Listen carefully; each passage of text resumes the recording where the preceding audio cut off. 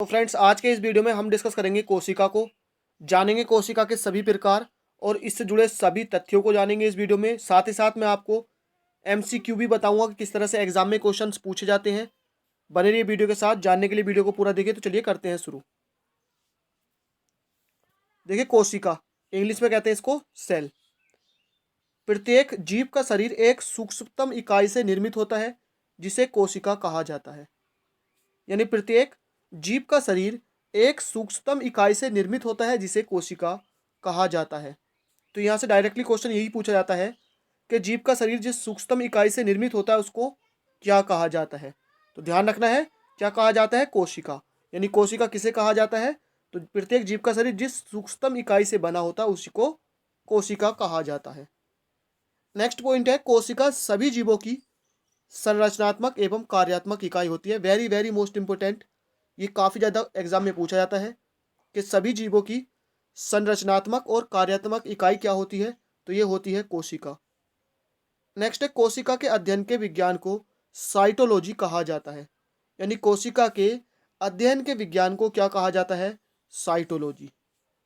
Next है, कोशिका एक प्राणदायक पदार्थ यानी कि लिविंग ऑब्जेक्ट इससे बनी होती है जिसे क्या कहा जाता है? जीव द्रव्य कहा जाता है, यानी प्रोटोप्लाज्म। तो कोशिका किससे बनी होती है? एक लिविंग ऑब्जेक्ट यानी कि प्राणदायक पदार्थ से बनी होती है और इसे क्या कहा जाता है? जीव द्रव्य यानी कि प्रोटोप्लाज्म कहा जाता है।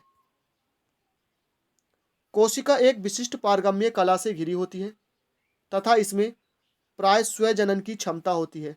यानी इसमें क्या होती है? स्वजनन यानी सेल्फ रिप्रोडक्शन की इसमें क्षमता होती है। यानी ये अगर क्षति हो जाती है तो अपने आप ही वहाँ से क्या होती है? धीरे धीरे ठीक हो जाती है। तो कोशिका क्या होती है? पारगम्य कला से घिरी होती है और इसमें क्या होती है? सेल्फ रिप्रोडक्शन यानी कि स्व प्रजनन की क्षमता होती है। कोशिका की खोज ब्रिटिश वैज्ञानिक रॉबर्ट हुक ने 1665 में की थी। मोस्ट इंपोर्टेंट, कितने एग्जाम में एक क्वेश्चन पूछा जा चुका है कि कोशिका की खोज किसने की थी। तो रॉबर्ट हुक ने की थी और कब की थी? 1665 में, यानी 1665 में इसकी खोज हुई थी। रॉबर्ट हुक का अध्ययन उनकी प्रसिद्ध पुस्तक माइकोग्राफिया में प्रकाशित हुआ है। तो ये जो इन्होंने अध्ययन किया था कोशिका का, वो पूरा अध्ययन इनकी जो बुक है माइकोग्राफिया इसमें दिया हुआ है। तो क्वेश्चन यहाँ से ये पूछा जाता है कि माइकोग्राफिया किसकी पुस्तक है? तो ये किसकी है? रॉबर्ट हुक की। नेक्स्ट है, सबसे पहले जीवित कोशिकाओं के अंदर के संगठन का अध्ययन ल्यू वैन होक ने किया था और कब किया था? 1674 में। यानी सबसे पहले जीवित कोशिकाओं के अंदर के संगठन का अध्ययन किसने किया था? ल्यू वैन होक ने किया था और 1674 में किया था।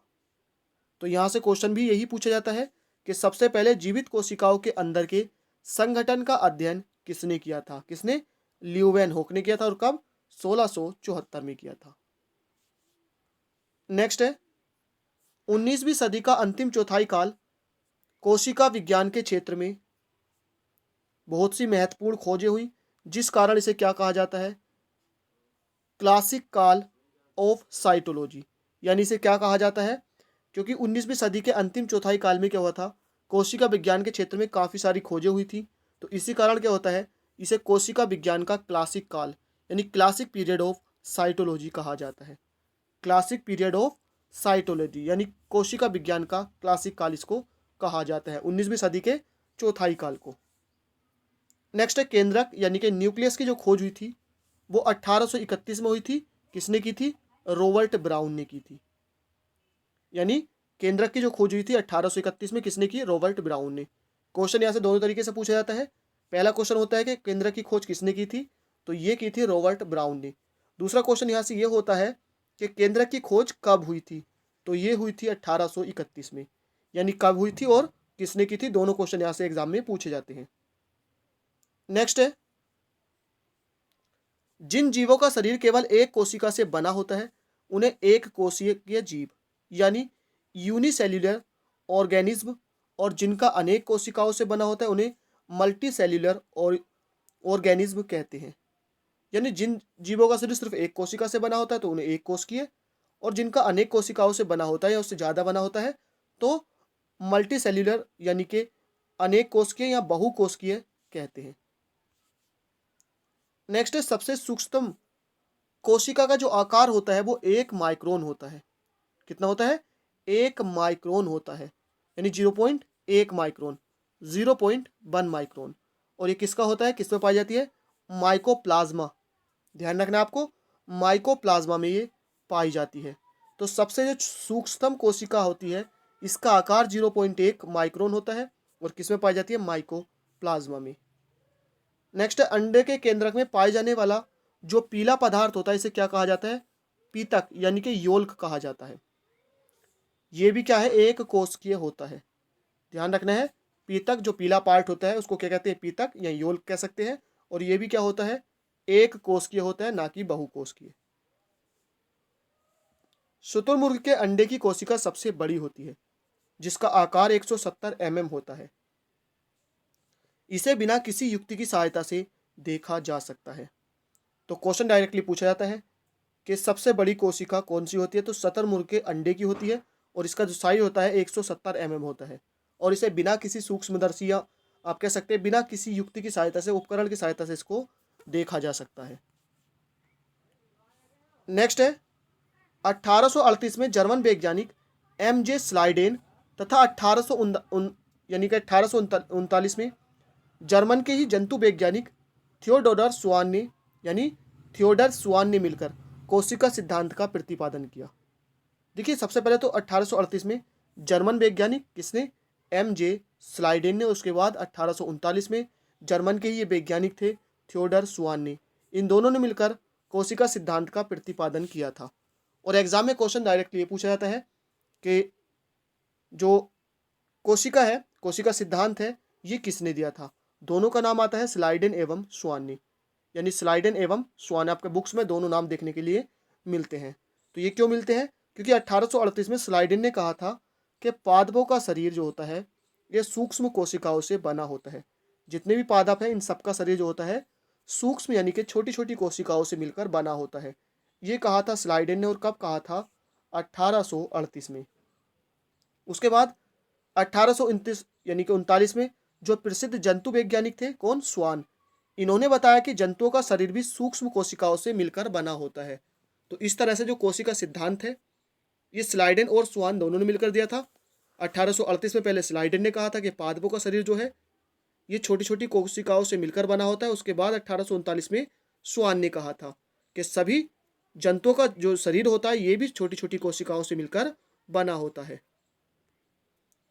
विषाणु यानी कि वायरस कोशिका सिद्धांत का अपवाद है, मोस्ट इंपोर्टेंट, क्योंकि इसमें कोशिका ही नहीं होती है। तो जो विषाणु होता है यानी कि वायरस होता है ये कोशिका सिद्धांत का अपवाद होता है। ये क्यों होता है?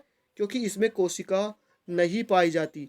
तो क्वेश्चन डायरेक्टली आपसे एग्जाम में यही किया जाएगा कि निम्नलिखित में से कौन सा कोशिका सिद्धांत का अपवाद है या किसमें कोशिका नहीं पाई जाती? तो किसमें नहीं पाई जाती? विषाणु में यानी कि वायरस में। और ये क्या होता है? ये संक्रामक परजीवी के रूप में होता है, यानी संक्रामित करता है। जबकि विलगित यानी कि अगर ये अकेला हो जाए, इसको कोई माध्यम ना मिले तो ये क्या हो जाता है? निर्जीव हो जाता है। नेक्स्ट है, कोशिका के दो प्रकार होते हैं, यानी कोशिका दो प्रकार की होती है। एक होती है प्रोकैरियोटिक कोशिका और दूसरी होती है यूकैरियोटिक कोशिका। तो कोशिकाएं कितने प्रकार की होती हैं? दो प्रकार की।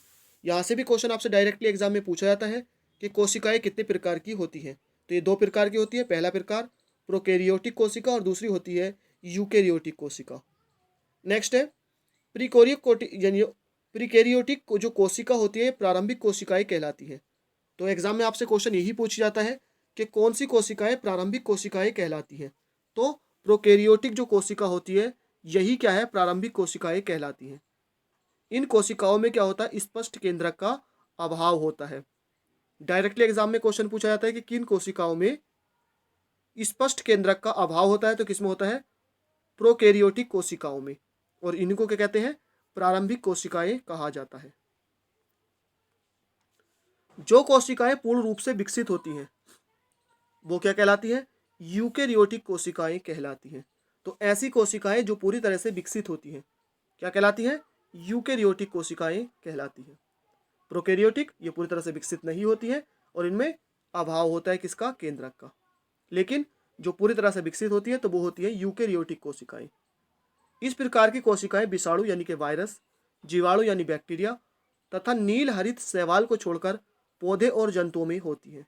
तो आपको ध्यान रखना है कि विषाणु यानी कि वायरस, देखिए आपको ध्यान रखना है जो वायरस होता है विषाणु में, इसमें कोशिका ही नहीं पाई जाती है। मैंने आपको बताया था कि ये कोशिका सिद्धांत का एक अपवाद है। तो विषाणु, जीवाणु और नील हरित शैवाल, इन दोनों में क्या होती है, जो प्रोकैरियोटिक कोशिका होती है वो पाई जाती है। तो विषाणु, जीवाणु और नील हरित शैवाल, बाकी इन सभी को छोड़कर सभी जंतु और पौधों में जो पाई जाती है वो यूकेरियोटिक कोशिकाएं पाई जाती है, यानी ऐसी कोशिकाएं जो पूर्ण रूप से विकसित होती है। यूकेरियोटिक कोशिका में पूर्ण विकसित केंद्रक पाया जाता है। मैंने आपको बताया था अभी प्रोकैरियोटिक कोशिका में क्या होता है, स्पष्ट केंद्रक का अभाव होता है, जबकि यहाँ पर पूर्ण केंद्र यानी पूरी तरह से विकसित केंद्रक पाया जाता है किसमें, यूकेरियोटिक कोशिकाओं में, जो चारों ओर से दोहरी झिल्ली से घिरा होता है। कोशिका का निर्माण विभिन्न घटकों से होता है, यानी कोशिका का जो निर्माण होता है वो अलग अलग घटकों से होता है और इन्हीं क्या कहते हैं, कोशिकांग कहते हैं। इन्हीं के कारण कोशिका एक जीवित संरचना होती है। किसके कारण, जो कोशिकांग होते हैं। तो आगे जानेंगे हम कोशिकाओं से जुड़े सभी तथ्यों को। अब बात करें कोशिका के भागों की, तो कोशिका के 3 भाग होते हैं। ये कौन कौन से, कोशिका झिल्ली यानी सेल मेम्ब्रेन, कोशिका द्रव्य यानी साइटोप्लाज्म और केंद्रक यानी कि न्यूक्लियस होते हैं। तो क्वेश्चन एग्जाम में डायरेक्ट आपसे पूछा जाता है कि कोशिका के कितने भाग होते हैं, तो कितने भाग होते हैं, 3 भाग होते हैं, कोशिका झिल्ली, कोशिका द्रव्य और केंद्रक। कोशिका द्रव्य एवं केंद्रक को सम्मिलित रूप से जीव द्रव्य यानी कि प्रोटोप्लाज्म कहा जाता है। मोस्ट इंपोर्टेंट, एग्जाम में एक क्वेश्चन काफ़ी ज़्यादा पूछा जाता है कि कोशिका द्रव्य और केंद्रक को सम्मिलित रूप से क्या कहा जाता है, तो जीव द्रव्य। या आपसे एग्जाम में क्वेश्चन इसका उल्टा पूछा जा सकता है कि जीव द्रव्य किस किस से मिलकर बना होता है, तो ये होता है कोशिका द्रव्य और केंद्रक से। नेक्स्ट है, सभी कोशिकाओं के बाहर चारों ओर एक बहुत पतली, मुलायम तथा लचीली झिल्ली होती है, जिसे क्या कहते हैं, कोशिका झिल्ली या प्लाज्मा झिल्ली यानी कि प्लाज्मा मेम्ब्रेन कहा जाता है। तो जितनी भी कोशिकाएं होती हैं इनके सबसे बाहर चारों ओर एक पतली, मुलायम होती है और लचीली झिल्ली होती है, और इसी को क्या कहा जाता है, कोशिका झिल्ली या प्लाज्मा झिल्ली, ये इंग्लिश में आप कह सकते हैं प्लाज्मा मेम्ब्रेन कहते हैं। सभी कोशिकाओं के चारों ओर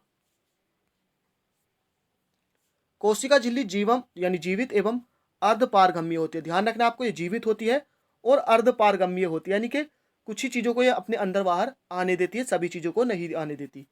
तो कोशिका झिल्ली क्या होती है, जीवित होती है और अर्धपारगम्य होती है, जो कुछ ही पदार्थों के अंदर बाहर होने के कारण इसे चयनात्मक पारगम्य झिल्ली भी कहा जाता है, यानी सिलेक्टिवली प्रेम्बल मेम्ब्रेन। आपको ध्यान रखना है। तो क्वेश्चन एग्जाम में आपसे पूछा जाएगा कि चयनात्मक पारगम्य झिल्ली किसे कहा जाता है, तो किसे कहा जाता है, कोशिका झिल्ली को। क्यों, क्योंकि ये अर्धपारगम्य होती है, जिससे ये कुछ सिलेक्टेड जो पदार्थ होते हैं उन्हीं को अंदर बाहर आने देती है। कोशिका झिल्ली लिपिड एवं प्रोटीन की बनी होती है। मोस्ट इंपोर्टेंट, कोशिका झिल्ली किसकी बनी होती है, तो ये बनी होती है लिपिड एवं प्रोटीन की, जिसमें 2 परत प्रोटीन की और उनके बीच में 1 परत लिपिड की होती है। यानी कोशिका झिल्ली प्रोटीन और लिपिड की बनी होती है, लेकिन देखिए इसमें 3 परतें होती हैं। तो साइड वाली दोनों परतें किसकी होती है, प्रोटीन की, और इनके बीच की जो परत होती है एक, वो बनी होती है लिपिड की बनी होती है। कोशिका झिल्ली कोशिका का निश्चित आकार बनाए रखने में क्या करती है, मदद करती है, तथा कोशिका को यांत्रिक सहारा प्रदान करती है। कौन, कोशिका झिल्ली। आपको ध्यान रखना है, कोशिका झिल्ली कोशिका का निश्चित आकार बनाए रखने में मदद करती है, साथ ही साथ कोशिका को यांत्रिक सहारा भी प्रदान करती है। पादप कोशिकाएं चारों ओर से जिस मोटे कड़े आवरण से घिरी होती है उसे क्या कहा जाता है, कोशिका भित्ति यानी कि सेल वॉल कहा जाता है। यानी कि जो पादप कोशिकाएं होती हैं जिस मोटे और कड़े आवरण से चारों ओर से घिरी होती है उसी को क्या कहते हैं, कोशिका भित्ति। जो पादप कोशिकाएं होती है चारों ओर से घिरी होती है एक कड़े और मोटे आवरण से, इसी को सेल वॉल यानी कि कोशिका भित्ति कहा जाता है। कोशिका भित्ति किसकी बनी होती है, मुख्यतः सेल्यूलोज की बनी होती है। और वेरी मोस्ट इंपोर्टेंट, एग्जाम में आपसे क्वेश्चन पूछा जाता है कि कोशिका भित्ति मुख्यतः किसकी बनी होती है, तो ये बनी होती है सेल्यूलोज की। किसकी बनी होती है, सेल्यूलोज की। यह पादप कोशिका को सुरक्षा तथा यांत्रिक सहारा प्रदान करती है। क्या करती है ये, पादप कोशिका को सुरक्षा और यांत्रिक सहारा प्रदान करती है। यह कोशिका झिल्ली की रक्षा करती है और उसको सूखने से बचाती है। तो आपको ध्यान रखना है, कोशिका भित्ति किसकी बनी होती है, सेल्यूलोज की। और ये क्या करती है, पादप कोशिका को सुरक्षा यांत्रिक सहारा देती है, साथ ही साथ इसकी रक्षा के साथ साथ इसे सूखने से भी बचाती है, किसको, कोशिका को। जीव द्रव्य का वह भाग जो कोशिका भित्ति एवं केंद्रक के बीच होता है उसे कोशिका द्रव्य कहते हैं। तो कोशिका द्रव्य क्या होता है, जीव द्रव्य का वह भाग जो कोशिका भित्ति और केंद्रक के बीच होता है उसको क्या कहते हैं, कोशिका द्रव्य कहते हैं। जंतु एवं पादप कोशिकाओं में के जो कोशिका द्रव्य में अत्यंत सूक्ष्म, शाखित, झिल्लीदार, अनियमित नलिकाओं का घना जाल होता है, जिन्हें क्या कहते हैं, अंतः प्रद्रव्य जालिका कहते हैं। ध्यान रखना है, जंतु और पादप दोनों ही तरह की कोशिकाओं में कोशिका द्रव्य में क्या होता है, अत्यंत सूक्ष्म यानी कि बहुत छोटा, शाखित होता है, झिल्लीदार होता है और अनियमित नलिकाओं का एक घना जाल होता है, और इसी के कहते हैं अंतः प्रद्रव्य जालिका कहते हैं। अंतः प्रद्रव्य जालिका दो प्रकार की होती है, एक चिकनी अंतः प्रद्रव्य जालिका और दूसरी होती है खुरदरी अंतः प्रद्रव्य जालिका। तो कितने प्रकार की होती है, ये दो प्रकार की, एक चिकनी और एक खुरदरी। अंतः प्रद्रव्य जालिका की झिल्ली चिकनी होती है, कैसी होती है, चिकनी होती है, इसकी सतह पर राइबोसोम्स नहीं होते। ध्यान रखना है आपको। तो अंतः प्रद्रव्य जो जालिका होती है इसकी सतह कैसी होती है, चिकनी, और इसकी सतह पर राइबोसोम्स नहीं होते हैं। खुरदरी अंतः प्रद्रव्य जालिका की बाहरी झिल्ली पर छोटे छोटे कण पाए जाते हैं, इन्हीं को क्या कहते हैं, राइबोसोम कहते हैं। छोटे छोटे, किसकी, खुरदरी। चिकनी अंतः प्रद्रव्य जालिका वसा एवं कोलेस्ट्रॉल का संश्लेषण में भाग लेती है। तो जो चिकनी अंतः प्रद्रव्य जालिका होती है ये वसा और कोलेस्ट्रॉल संश्लेषण में क्या करती है, भाग लेती है, किस किसके, वसा और कोलेस्ट्रॉल के। खुरदरी अंतः प्रद्रव्य जालिका प्रोटीन संश्लेषण में मदद करती है। तो आपको इनका काम ध्यान रखने हैं। देखिए जो चिकनी अंतः प्रद्रव्य जालिका होती है ये क्या करती है, वसा और कोलेस्ट्रॉल के संश्लेषण में भाग लेती है, जबकि जो खुरदरी अंतः प्रद्रव्य जालिका होती है प्रोटीन संश्लेषण में भाग लेती है। अंतः प्रद्रव्य जालिका केंद्रक से कोशिका द्रव्य में आनुवांशिक पदार्थों के जाने का रास्ता बनाती है। यानी ऐसी कौन सी या ऐसा कौन सा तत्व है शरीर का, कौन सा पार्ट है जो कोशिका द्रव्य में आनुवांशिक पदार्थों के जाने का रास्ता बनाता है, तो कौन, अंतः प्रद्रव्य जालिका केंद्रक से कोशिका द्रव्य में आनुवांशिक पदार्थों को जाने का रास्ता बनाती है। तो फ्रेंड्स आज के वीडियो में इतना ही। इसका जो मैं नेक्स्ट वीडियो लाऊंगा उसमें एमसीक्यू होंगे सभी इसी, अगर आपने ये वीडियो देखा तो उन सारे एमसीक्यू को आप आसानी से लगा सकते हैं। तो फ्रेंड्स आज के वीडियो में इतना ही, मिलते हैं नेक्स्ट वीडियो में। थैंक यू फॉर वॉचिंग, मिलते हैं नेक्स्ट वीडियो में।